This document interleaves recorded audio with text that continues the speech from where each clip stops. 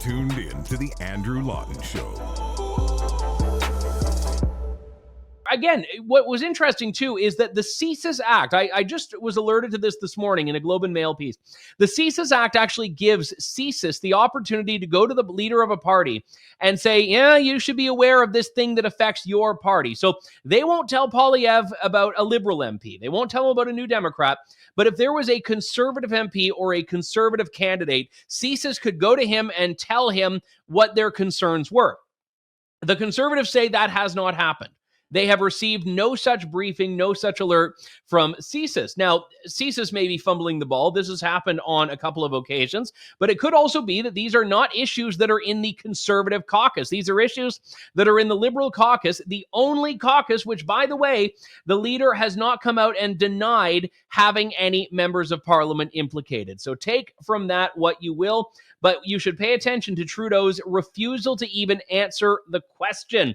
And you may think that they want to apply this whole national security thing to anything that makes them look bad, including the government's own carbon tax projections. They fought tooth and nail to keep these from being published. They told the parliamentary budget officer, yeah, you can look at them, but don't you dare talk about them. So they put a gag on him. And Chris Sims and her colleagues at the Canadian Taxpayers Federation have figured out exactly why that is. Chris, always good to talk to you. Thanks for coming on today. Thanks for having us on. Now, again, the Liberals may want it, but it's not a national security secret. We can talk about these figures that we have seen. What do the numbers tell us? It's pretty brutal, Andrew, and it's no wonder really why now it turns out the Trudeau government didn't want the parliamentary budget officer reporting this number. So if I can just rewind the tape back to when everybody understood from the parliamentary budget office where they had come up with two different scenarios. One was just the base cost, okay, of Monica filling up her little Honda Civic hatchback, how much that cost her. Translation, that was around $6 or $7. Oh, look, 8 out of 10 people get more back in rebates than they pay out. The problem there was, of course, the PBO did his homework, and they had a secondary calculation which talked about the economic impact of the Trudeau government's carbon tax. So that means, of course, how much the farmer is paying to grow the food with the carbon tax, how much the trucker is paying to fill up the big rig to bring you the food, how much you pay for home heating. You get the idea. And there, that just blew it out of the water. There, I think it was over $900 per year per Alberta household with rebates factored in. Fast forward to very recently, the parliamentary budget officer had said, you know what, I've gone back and I've done some new calculations. And then all of a sudden the Trudeau government was like, shh, like stop talking about it. And so that was super weird, right? And that, of course, got everybody interested, including the opposition, saying, cough up the data. Well, very late last week, cough up the data they did. Now, we don't have the breakdown of per person yet, or per province yet, but we're working on it. We've got a team of folks who are working on this in Ottawa right now. So big picture, Andrew, it looks like in the year 2030, the carbon tax is going to cost the Canadian economy around $25 billion. Now, that's just in that 1 year. I need to stress that. That is not the cumulative cost of the carbon tax between now and 2030. That's just for the singular year.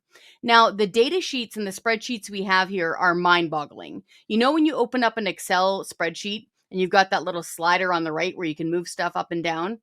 There's so many rows of data in just one of these tables that little slider is like the size of a peppercorn.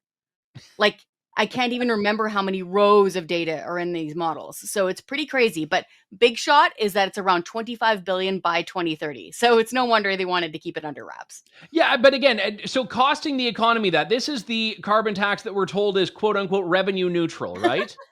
Yes. So it's weird that it can be revenue neutral, yet somehow have a $25 billion annual cost to the economy. How do we get there? Yeah, exactly. Just add government. That's how you get there. They can just take whatever they want and try to spin a narrative out of it. And in all seriousness, this is where the math just never holds up. And just bringing people back to the original cause of the carbon tax here in North America, in 2008, the BC Liberal government brought in what they called and promised was going to be a revenue neutral carbon tax. That was under then Premier Gordon Campbell. Now, to be fair, on paper, initially, one could argue that it was revenue neutral, because back then it was about 3 or 4 cents per liter. And they also put forward a corresponding income tax cut right across the board. So the nerds in universities and economics classes could say, yeah, on paper, this is revenue neutral. But the problem there is it doesn't factor in the nature of government and the nature of people, right? Because government, of course, is people. And if they can find a revenue stream, i.e. a vampiric tax they can sink their fangs deeper into, that's exactly what they're going to do, Andrew. So after a couple of years in BC, what did they start doing? They took in, say, $1 billion, for argument's sake, for the carbon tax. And then to make it look revenue neutral in the budget, that's where they just started filing all their random tax credits for everything. Like old people tax credits, fitness gym. So when you're going to the gym and pulling your hamstrings, you got a fitness tax credit for that. So this is what government does. And now we have the Trudeau government saying something silly like, you get more back than you pay in. Well, this shows that is obviously not true. Yeah, the same isn't true for the Canadian economy. The same isn't true for the country. This is it. And for people watching your show know the deal. But when you're talking to your uncle or your sister-in-law or somebody who still doesn't quite get it, they can say things like, oh, well, that's just the economic cost. Who cares about that? Okay. The economy is not some alien force that does not affect your day-to-day life. Everything you do, when you're filling up your car, when you're purchasing food that was grown, when you're thinking of buying a house, when you're fixing your vehicle, all that stuff, that's all the economy. It's working around you like the force, okay? If you tax that thing and you blow a $25 billion hole in the side of its hull, you're going to have some troubled waters. Well, and I always want to take the bigger picture on this, because the carbon tax is based on a number of premises. It's based on the premise that man-made global warming is caused by the emissions that are regulated by the carbon tax.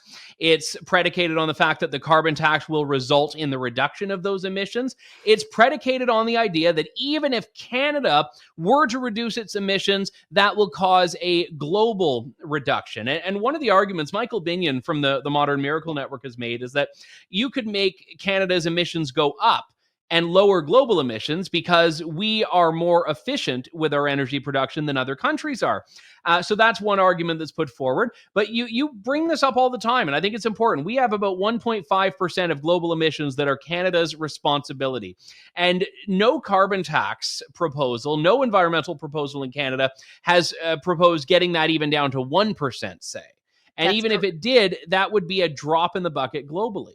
Thank you. And I think this is worth pointing out because you and I, we can sit here and bang our heads against the wall about the carbon tax quite a bit. But every now and then, I think it's important to reach across the aisle and try to meet people where they are.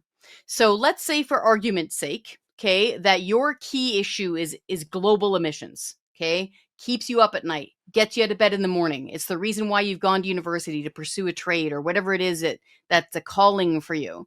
Okay, let's meet them there, okay? It still doesn't work. This equation still doesn't work because, as you point out, Canada is responsible for about 1.5% of global emissions, okay? We also have a gigantic honking boreal forest that a lot of scientists keep trying to gently point out, but few people seem to understand or talk about. So, okay, let's set that aside. Look at the math. Look at just the emissions. Even if Canada ceased to exist tomorrow, God forbid, and we stopped heating and eating and growing our food and driving to work, it wouldn't make a dent in global emissions. So for the folks who are truly gripped with this fear that we're all going to boil the planet in the next 18 months or so, and that Canada is responsible, and that using a carbon tax will reduce that, that doesn't even make sense to meet them with their own math, Andrew. So then why not look at the big end of the arithmetic problem and say, okay, where is there a global democracy with a big population that has a really heavy emissions output right now? India. Okay, we've worked with India quite a bit. They used to be a Commonwealth country. There's a lot of interchange there. What if we sold them our natural gas instead of them burning wood and animal dung every single day? Guess what? The government of India is begging us to sell them natural gas from Canada. So that would reduce global emissions. That column in that graph would go down.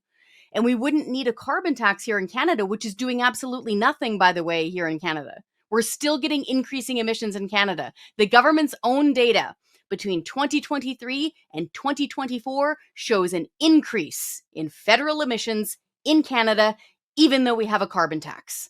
This lines up and perfectly with BC. Well, and that brings it, I mean, the other premise, or one of the other premises, is that the emitting activities are discretionary, which is, in the case of rural Canadians, absolutely wrong. I'll give an example of this. So I live in southwestern Ontario. So when I drive to Toronto, which I try to avoid, but I've had to a few times as of late, you go on the 401 and there's a lane carved out at several points for carpooling or electric vehicles, the high occupancy vehicle lane. And you look in this, and oftentimes it's empty. And the reason, when you see people in it that have two or more people in their cars, I'm not convinced a single one of them has chosen to carpool to use the lane. They are people who happen to have an extra person in the car and say, oh, great, I can use the carpool lane today. But it's not actually incentivizing behavior. It's just ultimately penalizing everyone else on the road. And I think the same is true of the carbon tax, where very few people are choosing to live differently because driving their kids, driving to work, these things for a lot of people are not choices. These are now things that are simply penalized when you have to heat your home or fill up your tank. Yes, exactly. And so, any way you look at this argument, these folks in the Guilbeault mentality, in Minister Stéphane Guilbeault's mentality, who are really zealous about this sort of stuff, they're always lost for an answer. Because any way you come at them with the cost of the carbon tax, shows you the data is actually costing people big time money. With the emissions, once again, here in Canada, emissions are going up anyway, and we're not the ones that are contributing to the big time global emissions. So why don't we focus on that instead? And bingo, exactly this. So I wanted to quickly talk about this. Okay, so when the carbon tax was first hatched in North America, again, going back to BC, and Trudeau used British Columbia as a model. That's why I keep going back to it, because it's a template. Okay, government is just like high school. You get in with the cool crowd and you're a follower. So this is what they're doing. Okay. So I was never getting in with the cool crowd. You'll have to come up with a better explanation. Me neither, but here we are. I was a drama kid. So take a look there, right? And so what they were also promising is that with this big shiny new carbon tax that was revenue neutral, when there's a chicken in every pot, is that it would create an abundance of affordable, accessible, abundant, consistent alternative energy. Okay, that people would be able to switch. Okay, it's like switching between a plastic bag and a little nylon bag that you brought from home. It's annoying, sure, but that's kind of a switch, right? There's no switch for the vast majority of people to make in Canada. Yes, there are those hardcore people who manage to live with a pedal bike and a solar panel on their roof. We're talking about the vast majority of folks. They don't have a way of switching their energy source, and it's been since 2008. So the government solution to all of this has been no solution. It's simply become now a financial punishment for heating your home, driving to work, and feeding your kids.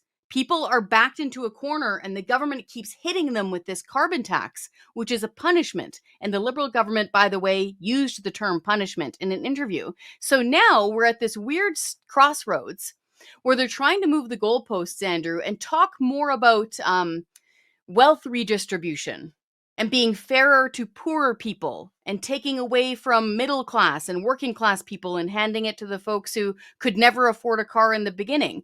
They didn't talk like this when they first launched the carbon tax. When they first launched the carbon tax, they said it was going to be revenue neutral, that it reduce emissions, and it would create a whole bunch of alternative energies that everybody could use. None of those things has happened. Very well said. I know you'll keep on this, Chris. We'll perhaps get an update from you next week. Chris Sims from the Canadian Taxpayers Federation. Always a pleasure. Thank you. Thanks for listening to The Andrew Lawton Show. Support the program by donating to True North at www.tnc.news.